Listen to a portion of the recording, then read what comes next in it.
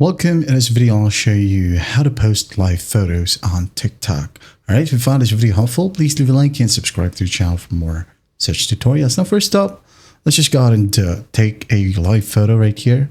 So I'm using a Android phone. You could go ahead and do the same using your iOS. Okay, maybe like this.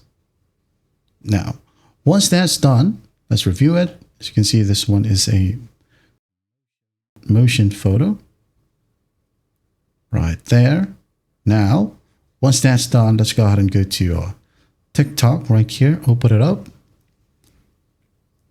And once it's open, just go ahead over to your profile, tap on the plus sign, and then open up your gallery and just find the motion picture or motion photo. You'll be able to see it if it's got the carousel icon. Okay, just like these ones right here. So just go ahead and select one, and after that, tap on next. There you go. As you can see, it is now loading. Tap on next. If you want to, you got to post it in your story as well. Next, and just post it. All right.